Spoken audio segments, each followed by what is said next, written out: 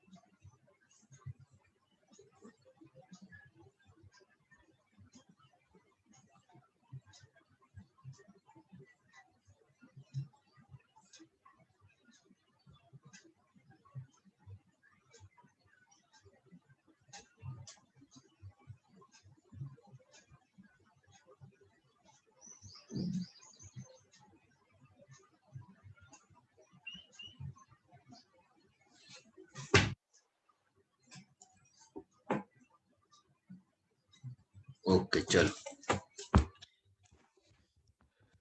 આગળ લઈએ। હવે જો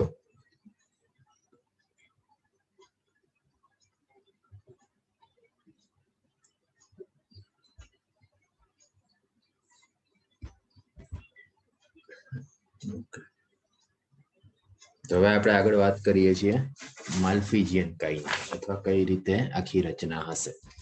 એટલે થોડુંક જે મૂત્ર નિર્માણની પ્રક્રિયાનું પણ આમાં આવી જશે। બરાબર, તો હવે જો આની અંદર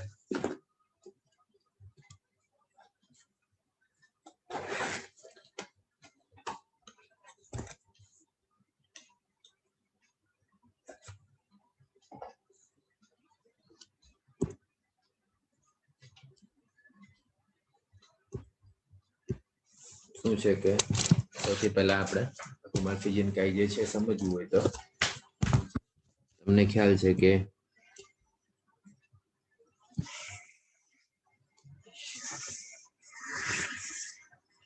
આ રીતની રચના જે હશે તે જોવા મળશે। બરાબર, હવે આમાં અહીંયાથી શું આવે છે? આ અંતરવાહી। અંતરવાહી પોળી છે વધારે, એ આવશે ને અહીંયા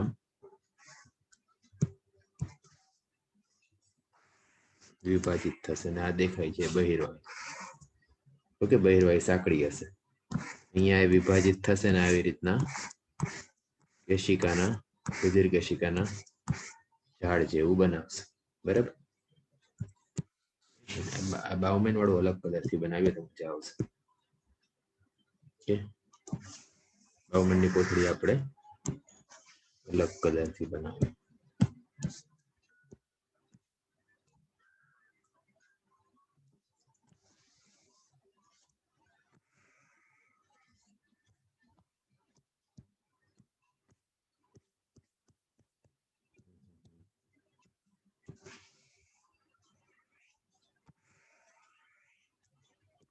ઓકે, તો આ રીતે આ બાવમનની કોથળીની અંદર આપણે વાત કરી કે આપણને જોવા મળે છે.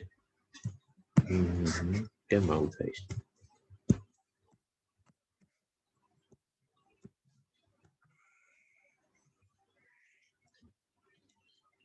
હવે આ જે છે તમે જોઈ શકો છો, જો આ આની પહોળાઈ અને આની પહોળાઈનો ફરક છે, તો આ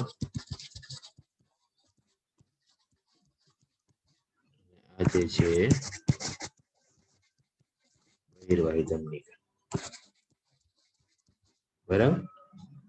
આ દેખાય છે શું છે? આ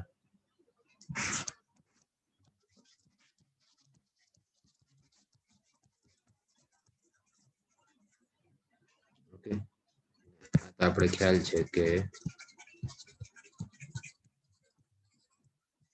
બાવમનની કોથળી છે, બરાબર. હવે બાવમનની કોથળીમાં અંદરની જે દિવાલ હશે ત્યાં પોડોસાઇટ આવેલા હશે. અંદરની દિવાલ પર એક ચોક્કસ પ્રકારના કોષ આવેલા હશે જેને પોડોસાઇટ્સ કહીએ છીએ. ઓકે, તો આ અંદરની દિવાલ છે. અહીંયા જે બતાડું છું, અહીંયા જે ચોક્કસ પ્રકાર રુધિરકેશિકાકોષનું જે ઝાડ જે છે તે કન્ટિન્યુઅસ અહીંયા સુધી હશે. એ રીતના એકદમ કોમ્પ્લેક્સ હશે. આ જે દેખાય છે આ બધા શું છે? પોડોસાઇટ્સ, જે ગાળણનું કાર્ય કરશે ને, છિદ્ર બનાવશે, આમ ફિલ્ટર જેવું કરશે એટલે રુધિરનું ગાળણ થશે. ઓકે, વચ્ચે અહીંયા શું હશે કે વચ્ચે આમ આધારક સ્તર જેવું હશે. કે વચ્ચે શું હશે તો કે વચ્ચે અહીંયા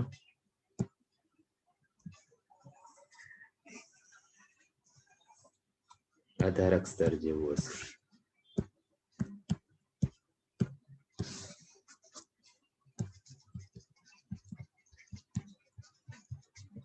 ઓકે, એટલે અહીંયા 3 લેવલમાં ફિલ્ટ્રેશન થશે. 3 લેવલમાં ગાળણ થશે. એક તો રુધિરકેશિકા વાળું, ઓકે, આ 1, પછી આ 2, ઓકે, અને પછી આ 3 પોડોસાઇટ્સ જે કાર્ય કરશે.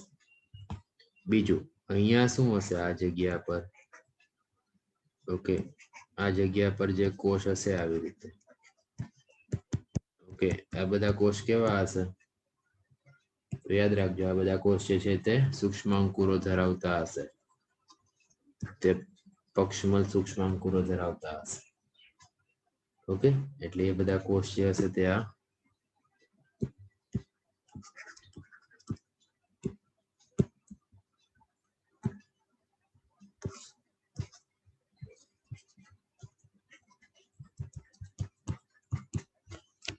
એટલે તમે એને શું કહેશો તો કે સૂક્ષ્મ અંકુરો ધરાવતા અધિચ્છદીય કોષ.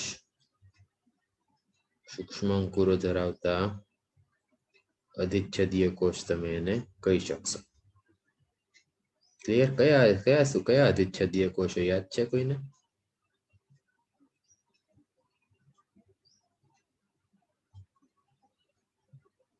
ઘનાકાર પક્ષમલ હશે ને, યાદ આવ્યું? જરસાંકુરો ધરાવશે કે નહીં? હા કે ના?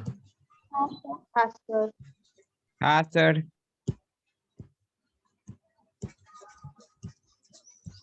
આ 7મા ચેપ્ટરમાં આવે. ઓકે, એટલે યાદ રાખજો, સિંગલ કોષ લેશું તો આવી રીતના ઘનાકાર હશે ને ઉપર આવી રીતના એ રસાંકુરો ધરાવશે. ક્લિયર? તો આ રચનાથી આખું જે આપણે વાત કરી આને શું કહેશું આપણે?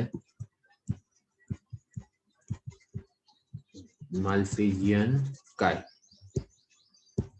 આને શું કહેશું? માલ્ફિઝિયન. આમાં કોઈને ડાઉટ? કોઈ? માલ્ફિઝિયન કાય કોણ બનાવશે? બાઉમેનની કોથળી વત્તા રુધિરકેશિકા ગુચ્છ, કે નહીં? હા કે ના? હા સર.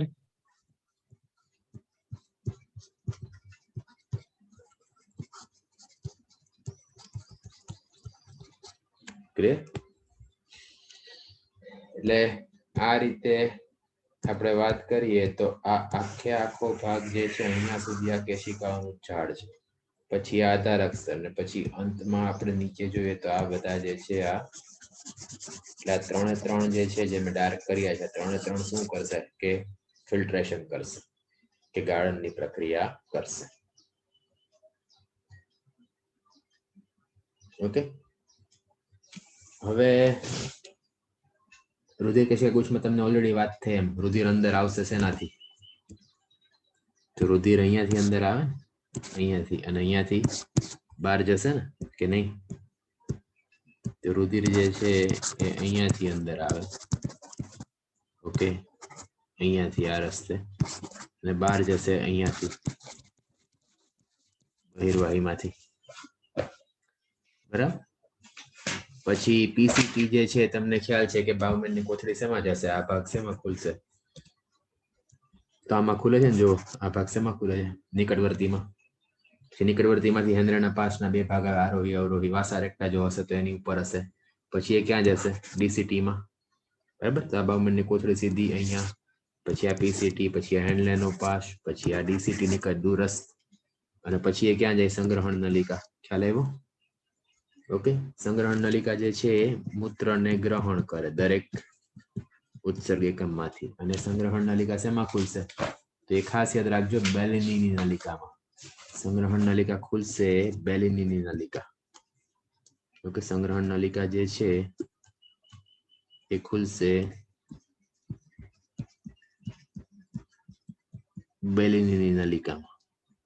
ઓકે, એટલે મૂત્ર જે છે આખું એનો આપણે મૂત્રના વહનનો પથ જાણવો હોય તો કઈ ક્વેશ્ચન બી પૂછેલો છે.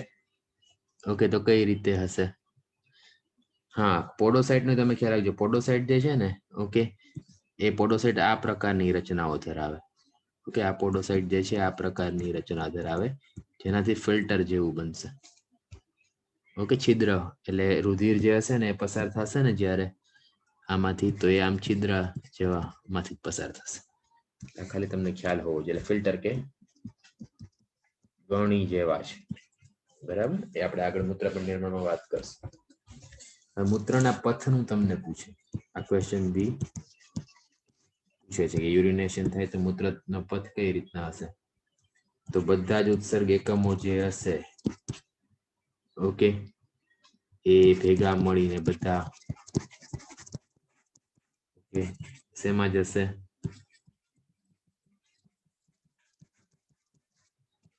સંગ્રહણ નલિકા. ઓકે, સંગ્રહણ નલિકાથી પછી ક્યાં જાય?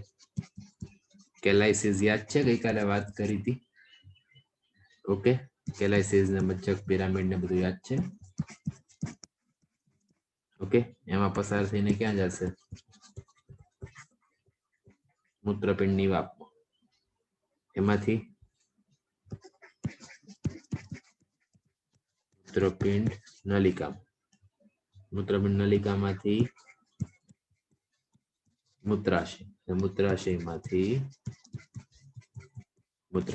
યાદ આવ્યું? આ આખો યુરિન નો પથ છે. આ જે છે આખો એ મૂત્રનો પથ છે. ખ્યાલ આવ્યો બધાને કે નહીં? ઓકે, તો આ બી એઝ એ એમસીક્યુ તમને પૂછેલો છે આ ક્વેશ્ચન.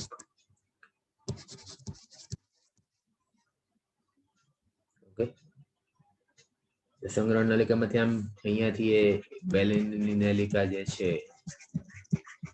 એમાંથી પસાર થઈને કેલાઇસિસમાં જશે. તો હવે આમાં કોઈને પ્રોબ્લેમ હોય તો બોલો.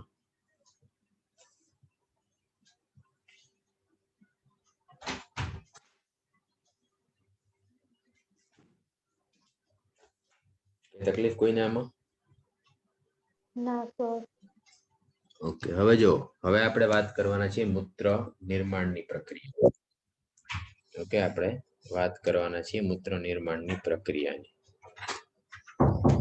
ઓકે, એક જ મિનિટ.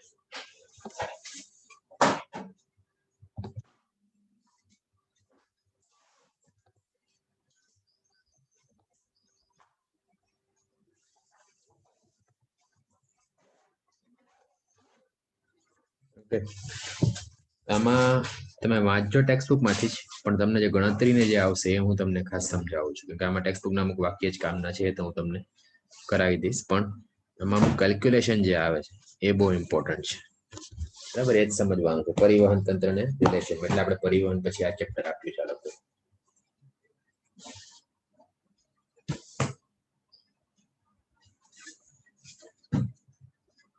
સૌથી પહેલા શું થશે? મૂત્ર નિર્માણની પ્રક્રિયામાં 3 સ્ટેજ છે ને.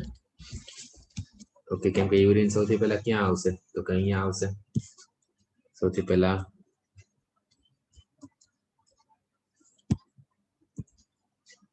અહીંયા આવશે, પછી એટલે અહીંયા શું થશે? ગાળવાની પ્રક્રિયા થશે આ બધી રચનાથી. પછી શું થાય? પુનઃ શોષણ થશે નલિકાઓમાં. ઓકે, થોડો ઘણો સ્ત્રાવ બી થશે. તો એ બધા આપણે અહીંયાથી શરૂઆત કરીએ છીએ.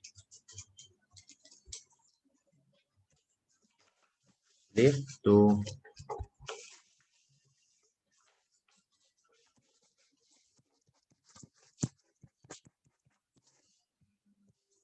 મૂત્ર નિર્માણના જે 3 તબક્કા છે એમાં ફર્સ્ટ છે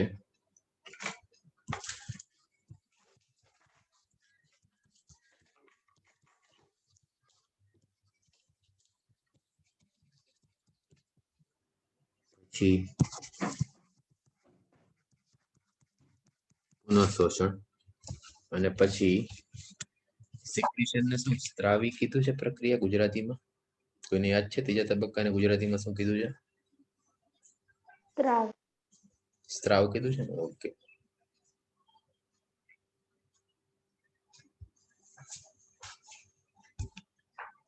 મેઇન ફર્સ્ટ સ્ટેપ જ સમજવા જેવું છે, બાકી થોડું યાદ રાખવાનો પાર્ટ છે. અને સૌથી અગત્યનું ક્વેશ્ચન માટે બી આ જ છે. ઓકે, તો આપણે શરૂઆત કરીએ છીએ આ ફર્સ્ટ સ્ટેજથી.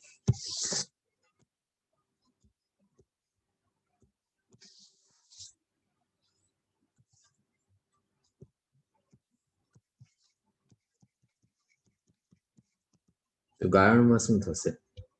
કે સૌથી પહેલી વાત તો કે આ પ્રક્રિયા જે છે એ રુધિર કેશિકા ગુચ્છમાં થશે. ઓકે, તો આના માટે ઓલમોસ્ટ એમ સમજો કે આ પ્રથમ તબક્કો છે એ તમને ખ્યાલ હશે, અને અહીંયા માત્ર ગાળણની પ્રક્રિયા હમણાં આગળ વાત કરી હતી કેશિકા ગુચ્છની એની અંદર થશે. ઓકે, અહીંયા જે છે આ પ્રક્રિયા થશે. બરાબર, તો અહીંયા બી તમે જોઈ શકો છો કે મેઇનલી આ ભાગની વાત કરીએ છીએ. બરાબર, હવે સમજો. તમને અહીંયા એક ખ્યાલ હોવો જોઈએ કે મૂત્રપિંડ જે છે, ઓકે, મૂત્રપિંડ જે છે એ પ્રતિ મિનિટ, ઓકે, 1100 થી 1200 ml જેટલું રુધિર જે છે એ ફિલ્ટર કરે છે. ઓકે, એટલે કેટલું છે પ્રતિ મિનિટ? આનું 1100 થી 1200 ml. ઓકે, હવે જો એટલે બંને મૂત્રપિંડ, ઓકે, 1100 થી 1200 ml જેટલું રુધિર જે છે એને ગાળશે પ્રતિ મિનિટ. ઓકે, તમારામાંથી મને કોઈ એમ કે આપણે હૃદય કેટલું બ્લડ પંપ કરે? ક્ષેપક દ્વારા કેટલું પંપિંગ થાય પ્રતિ મિનિટ?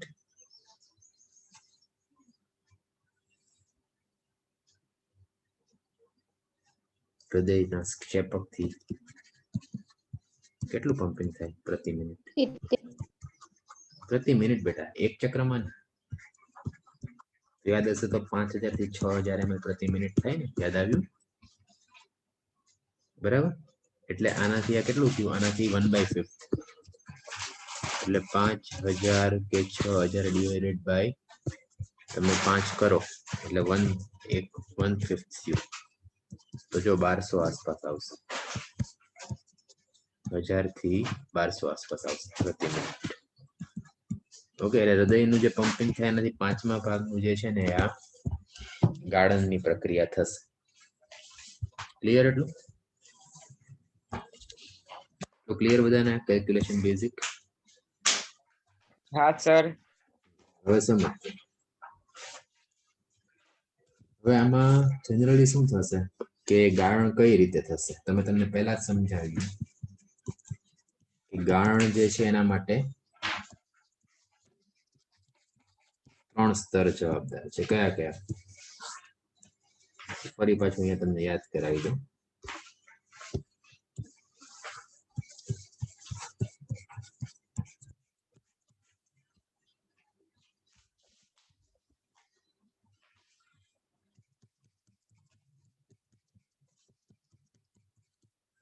ઓકે, એક તો હશે રુધિર કેશિકાઓનું અંત છે.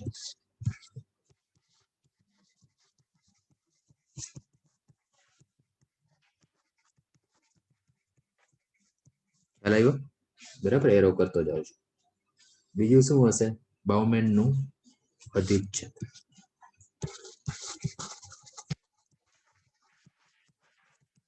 બાઉમેન ની કોથળીનું. ત્રીજું શું હશે? એટલે અહીંયા અધિચ્છદમાં અને અંદર જે અહીંયા પોડોસાઇટ્સ જે હશે એ જ એની જ વાત છે. એટલે અંદરની બાજુ હોય આઈડિયલી. ઓકે, અને બીજું અહીંયા મેં વચ્ચે કીધું હતું કે વચ્ચે આવી રીતના એક બેઝમેન્ટ મેમ્બ્રેન હશે. યલો જે બતાડું છું. ઓકે, એટલે એક અહીંયા આ ભાગમાંથી બાઉમેન વાળું અને આ ભાગમાંથી જે યલો જે છે આધારક સ્તર જે છે. ઓકે, આધાર સ્તર કે આધાર પટલ જેની પર આ કોષ હશે, જેની પર આ કોષ જે છે આરામ કરતા હશે. એટલે 3 સ્તરમાં ગાળણ થયું ને કે નહીં? એટલે ગાળવાની પ્રક્રિયા જે છે એ તમે જોશો તો 3 સ્તરમાંથી. હા કે ના? ખ્યાલ આવ્યો બધાને? હા સર. એટલે જો આઈડિયલી 3 સ્તર જે છે એમાં વચ્ચે યલો રેડ, યલો જે છે આધાર સ્તર છે, પછી નીચે પોડોસાઇટ હશે, તો એ બધા જે છે આમાં કાર્ય કરશે. એટલે પોડોસાઇટની ગોઠવણી કેવી હશે કે આમ ફિલ્ટર જેવી, કે આમ આ ટાઈપની રચના હશે. એટલે એમાંથી અમુક વસ્તુ નહીં જાય, અમુક વસ્તુ ઉપર રહી જશે, અમુક વસ્તુ જશે. તો આ ગોઠવણી કેવી હોય કે પ્રોટીન નહીં જાય. બરાબર છે કે રુધિર એવી રીતે ફિલ્ટર થશે કે જેને આપણે સૂક્ષ્મ ગાળણ કહીએ ને. ઓકે, તો પ્રોટીન સિવાયનું બધું બાઉમેનની કોથળીની અંદર જશે. ઓકે, એટલે આ પોડોસાઇટ જે છે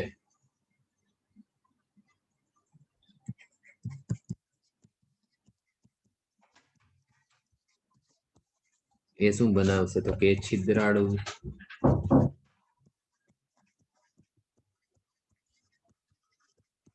રચના બનાવે છે. ઓકે, અને અહીંયા રુધિર રસમાં જે પ્લાઝમા સિવાયના જે પ્રોટીન સિવાયનું બધું જે હશે એ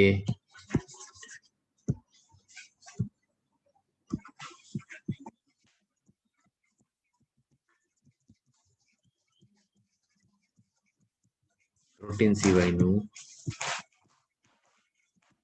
બધું જ હશે. ઓકે, એ બાઉમેનની કોથળીના અવકાશમાં જશે.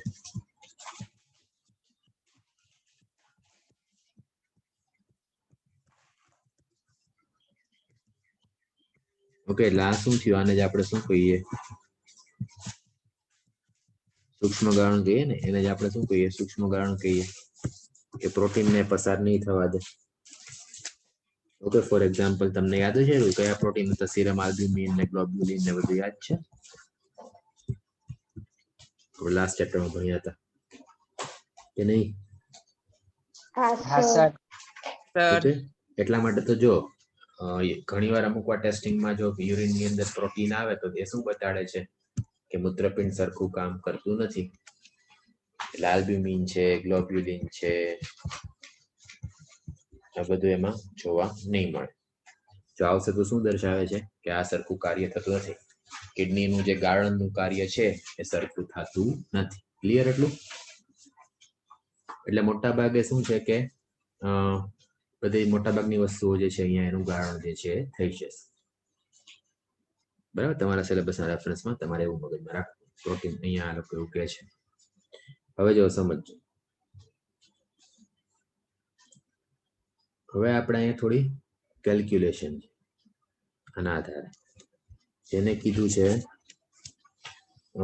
મૂત્રપિંડ કુશમાં ગાળણનો દર અથવા GFR, એને શું કહેવાય?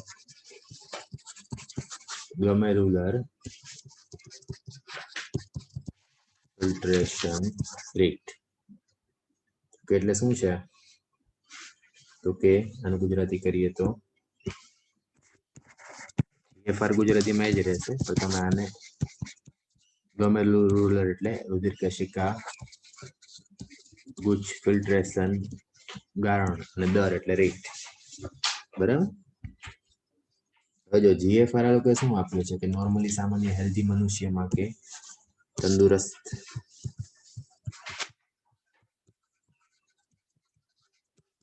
મનુષ્યમાં શું હશે?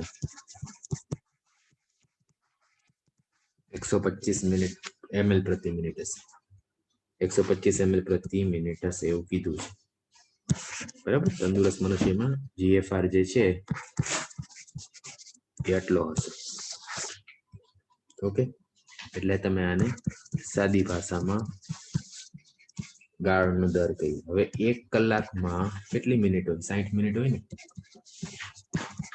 તો કેટલું થશે?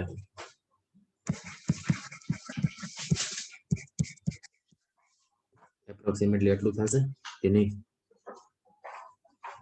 હા કે ના? હા. વધારે થાય? કરો તો કેલ્ક્યુલેટ કેટલું થાય છે? કરો ને 1 મિનિટ.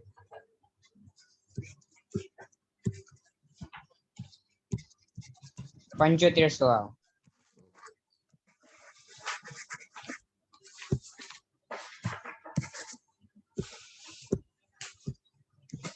હવે 24 કલાકમાં કેટલું થાય? કરો.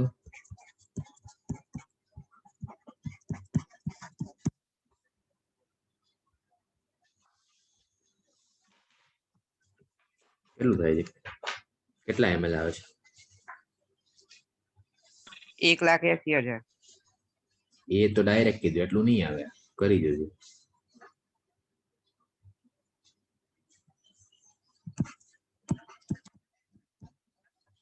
ઓલમોસ્ટ આટલા લીટર આવશે. લીટર જો અહીંયા ml છે, લીટર આવશે. એટલે આશરે આ કેટલું થયું? 180 લીટર થયું ને પ્રતિ દિવસ, કે નહીં? આશરે આ કેટલું પ્રતિ દિવસ? 180 લીટર થયું છે, ચોપડીમાં આપ્યું છે. ઓકે,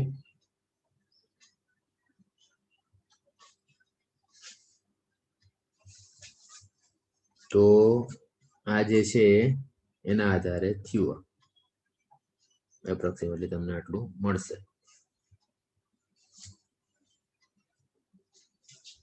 ઓકે, 180 લીટર જે છે એ તમને એટલું મળી શકે. ડાયરેક્ટ આ નંબર જે છે આપ્યો છે, એટલે આપણે તમે કન્ફ્યુઝ ના થાવ એટલે આ જ નંબર રાખીએ છીએ કે આ 180 લીટર જેવું જે છે તમને મળશે. તો ટેક્સ્ટ બુકમાં ડાયરેક્ટ એ જ નંબર આપ્યો છે ને એટલા માટે હું એ જ રાખું. પણ આઈડિયલી આવશે આ રીતે, એટલે એપ્રોક્સિમેટલી થોડો ઘણો જે ફરક આવશે તો પ્રતિ દિવસમાં આટલું ગાળણ જે છે તે થશે, આટલી ગાળવાની પ્રક્રિયા થશે. ઓકે, તો હવે આનો મતલબ શું થયો કે રુધિર કેશિકા ગુચ્છ જે છે, બરાબર, એની અંદર આપણે વાત કરીએ તો શું ગાળણની અંદર શું દૂર થઈ જશે? એટલે GFR જે છે એનું નિયમન પણ થશે, અને એમાં રેનિન ને બધું આપણે આગળ વાત કરશું. ઓકે, જે રાસ મિકેનિઝમ જે છે એ આગળ આવશે.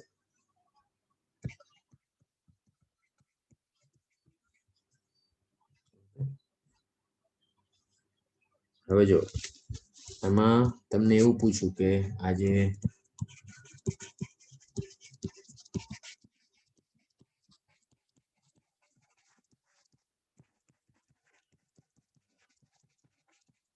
ગાળણ દ્વારા ખ્યાલ રાખજો કે રુધિર રસના પ્રોટીન જે છે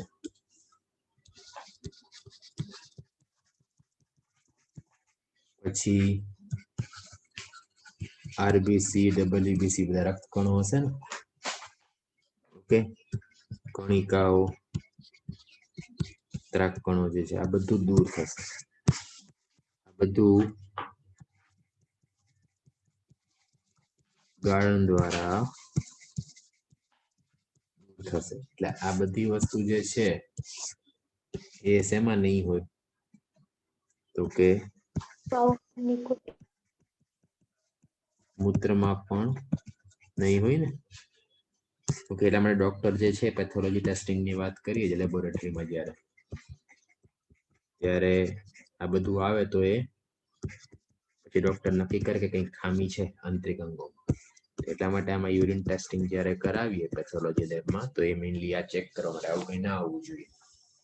કોઈ સંક્રમણ છે કે બીજી કોઈ આંતરિક અંગો કામ કરતા નથી કે ત્યારે આ જોવા મળે, ખાસ કરીને એના રિલેશનમાં છે. બરાબર.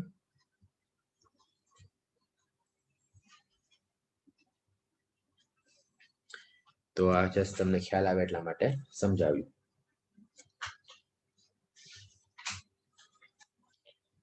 હવે જો આનું નિયમન જે છે કઈ રીતે થશે, જીએફઆર નું નિયમન ની વાત કરીએ તેમાં મુખ્ય કારણ કાર્ય કોણ કરશે? તો જીએફઆર ના નિયમન ની વાત કરીએ તો એનું અથવા એની જાળવણી, ઓકે, ડિટેલમાં તો એ કોણ કરશે? તો કે એના માટે આન્સર છે જેજીએ, જક્સ્ટા ગ્લોમેરુલર એપરેટસ, અને ગુજરાતીમાં જક્સ્ટા રુધિર કેશિકા ગુચ્છ એકમ કીધું છે ને. પેલા કઈ નતા કરતા ગુજરાતી, હવે કરે છે 2 વર્ષથી. બરાબર. એકમ જોઈ લેજો ને જરાક શું છે. હા, ઉપકરણ કર્યું, સોરી, ઉપકરણ. જક્સ્ટા રુધિર કેશિકા ગુચ્છ ઉપકરણ. આ શું હશે? ચોપડીમાં અલગ આપ્યું છે આપણે, એટલે અલગ મતલબ અલગ જગ્યાએ આપ્યું છે, આપણે અહીંયા થોડું લઈએ છીએ. આ શું હશે તો કે આમાં આઈડિયલી ડીસીટી ના એક ચોક્કસ પ્રકારના કોષ હશે, ઓકે, જેને મેક્યુલા ડેન્સા કહેવાય. ડીસીટી એટલે દૂરસ્થ પૂંછડામય નલિકાના એક કોષ હશે, જેને શું કહીએ?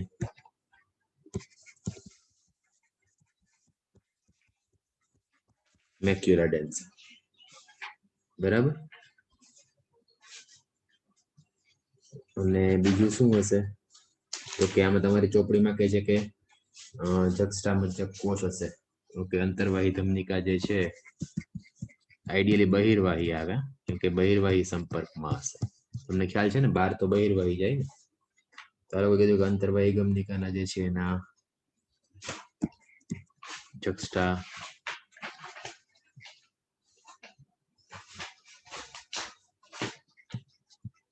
મજ્જક કોષ. ચોપડીમાં અંતર્વાહી છે એટલે હું એમ લઉં છું, આઈડિયલી બહિર્વાહી આવશે, કે તમે જો બહિર્વાહી નજીક હોય ને, તમે જ સમજો. આ ડાયાગ્રામમાં તમે જોશો તો બહિર્વાહી જે છે, બહિર્વાહી જાની પર જાય છે ને બધે, ઓકે. તો બહિર્વાહી જે છે એ જ બધે જશે. આમાં પણ આપણે ચોપડીમાં એવું આપ્યું છે એટલા માટે હું એ રીતે લઉં છું. ક્લિયર? તો આ જે છે એ બનાવશે. બરાબર. એટલે આમાં આ આપણે વાત કરીએ તો ડીસીટી જે છે, ઓકે, એના અહીંયાના અમુક કોષો હશે, મેક્યુલા ડેન્સાની જે વાત કરી તે. અને અહીંયા વાત કરીએ તો આની પર તમને ખ્યાલ છે કે આ આઈડિયલી આ લોકો અંતરવાહી કહે છે, જે આની પર આમ ફેલાયેલું હશે, તમને આ ખબર છે. ઓકે, આવી રીતે વાસારેખતાને જોવા મળશે આની પર. એટલે અંતરવાહી તંત્રિકાની આ લોકો કીધું એટલે આપણે વાત કરીએ છીએ. ઓકે, તો બધા પાછા જોઈન કરો. આ પતવા આવી છે એટલે એ પાર્ટ પતાવી દે પછી પૂરું કરીશું. ઓકે, નેક્સ્ટ પાર્ટમાં આપણે પાછું આનાથી આગળ લઈએ છે આપણે પાસે ટાઈમ.